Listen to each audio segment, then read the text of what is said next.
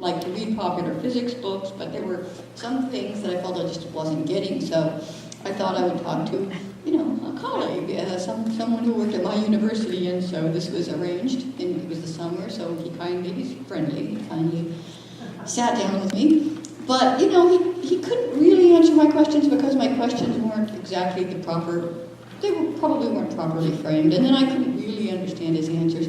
So the poem isn't really a literal account of our conversation, but it's sort of a, fictionalized, imaginary account of our conversation. And you have to sort of see different voices coming into it. I picture it as about 3 different voices. Accounts. Light was on its way from nothing to nowhere. Light was all business. Light was full speed when it got interrupted. Interrupted by what? When it got tangled up and broke into opposite, broke into brand new things. What kinds of things? Drinking cup, thinking of you, convenience, valet. How could speed take shape? Hush, do you want me to start over? The fading laser pulse. Information describing the fading laser pulse is encoded in the spin states of atoms. God is balancing his checkbook. God is encrypting his account. This is taking forever.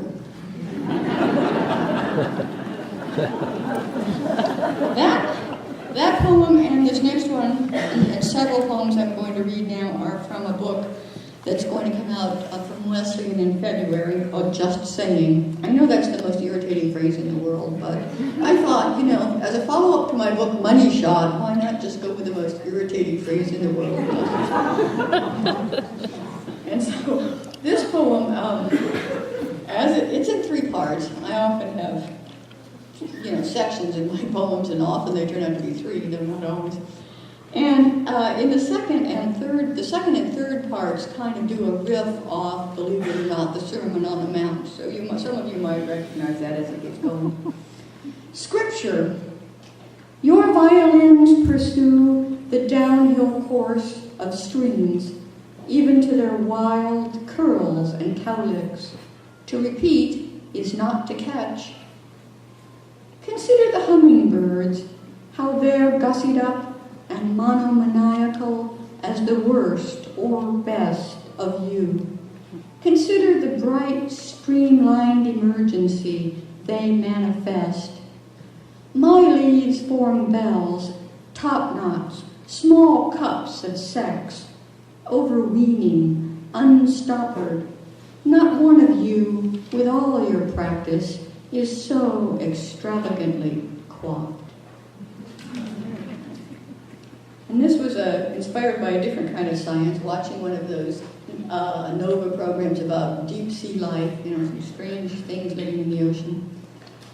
The look. The boxer crab attaches a sea anemone to each claw, waves. You, small flower-bearing stick, what is your true name? Spooked and spooked again. It's cute when the intricately patterned black and yellow fish twitches and shoots off in a new direction.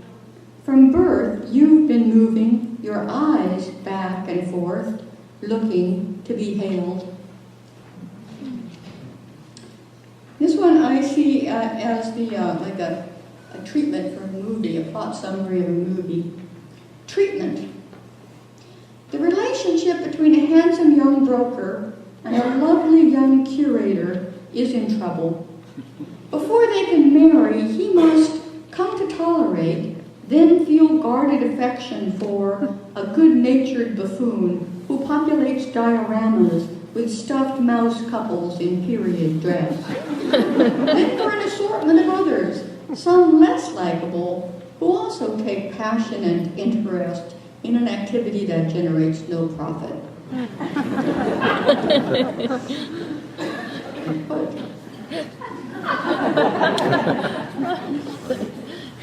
Experts. I met a genius. He's an expert on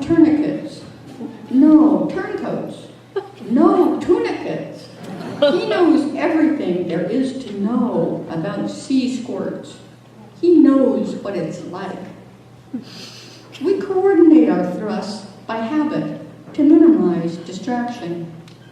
If an algorithm has proved useful, we believe in one, God. We close our eyes or stare at a non-existent horizon as if listening for something vital, faint, some emerging consensus in the background chatter.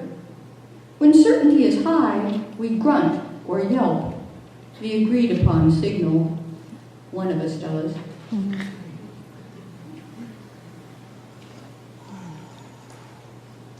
And then this is, as I was telling some of my colleagues, a poem that I did in response to a call to rewrite sonnets by Shakespeare, which seems insane, I know, because it kind of seems like that was well done on the first day. But I was assigned, so my first impulse was to say no, but then they assigned me Sonnet 3, which I had never read, really. It's not one of the most famous ones, so I read it, and I thought, that's really strange.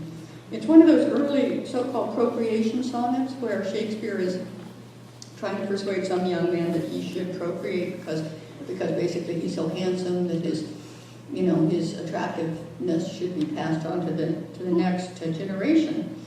And I just thought, well, what's the stake in this? So I just sort of rewrote it in, modern lingo, amping up the perverse possibilities. So, Sonnet 3.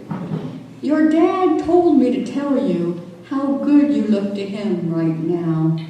Check yourself out. I'm sure you do. You're a very pretty boy. But the thing is, that won't last. Have you ever seen a pert old man? An insouciant septuagenarian? I thought not. They are invisible. And you'll be invisible too. What will your dad have to look at then? Do you think growth rebounds each year? Wrong. It has to be outsourced. Sublet. Get with the program. Your dad will be watching.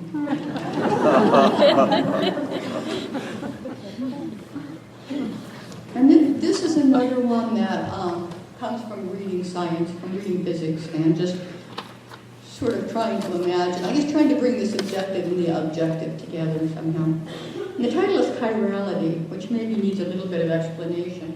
In chemistry, chirality is when molecules, basically, are mirror images that can't be mapped onto each other, like your hands, like your hands are mirror images that can't be mapped onto each other. That's chirality in chemistry.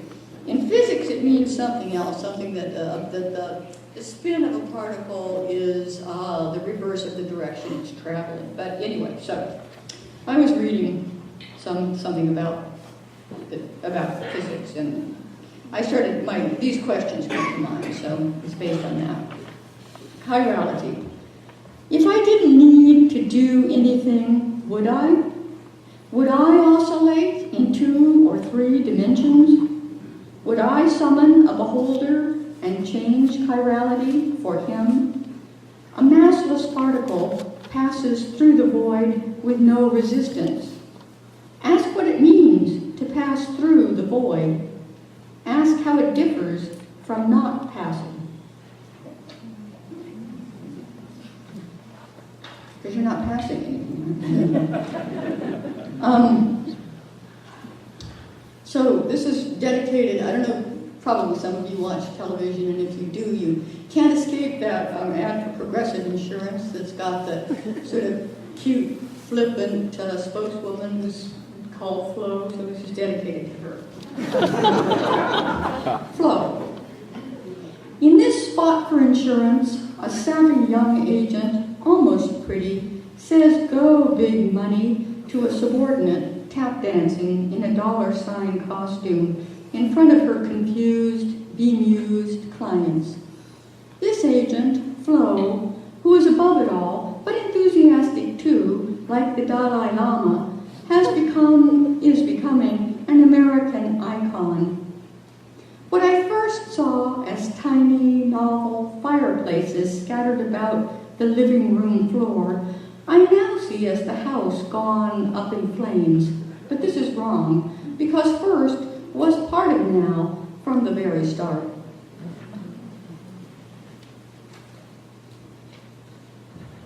Sponsor. We drove to the slough and walked briefly along the uneven path. There are plants here you see nowhere else, you said. Pickleweed, duckweed, branching pipettes. Among 20 brown hills, the only moving thing was the Coca-Cola truck. A riff on Wallace Stevens. Believing. When did you first learn that the bursts of color and sound were intended for you? When did you unlearn this?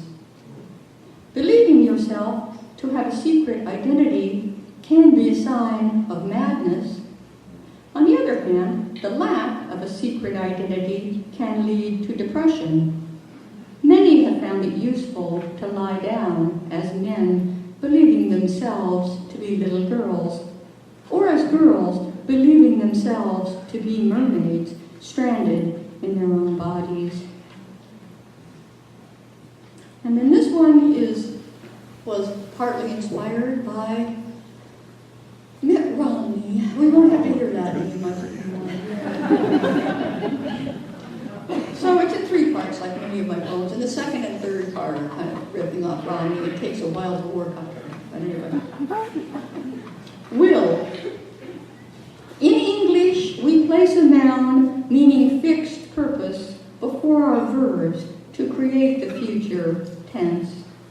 Here in the private life my team invents, I'm in a floodlit kitchen like the set of an old-time ad for Tide, and I am chopping something.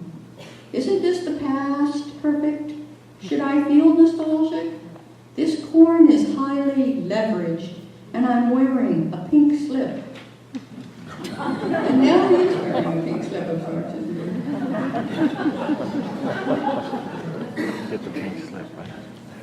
The pull. It's laid off. Inspiration is 98% pulling a trope from one. I'm going to start over. Inspiration is 98% pulling a trope from one medium into another so that a drop of its substance is wrung out. We sustain ourselves on this. Like a ventriloquist dummy, you told us that the young and beautiful should breed, each skittering in, thin and bright, across the length of its own ghost, which slides back, sighing, breathe. And then this will be the last poem. Live through. Fairy tales enchant the cast-off, one cut out of the third person. You watch the storm bear down on you on television.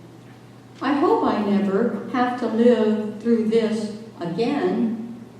Find Nemo in the sea of bodies, ooze and muscle, little flick tail.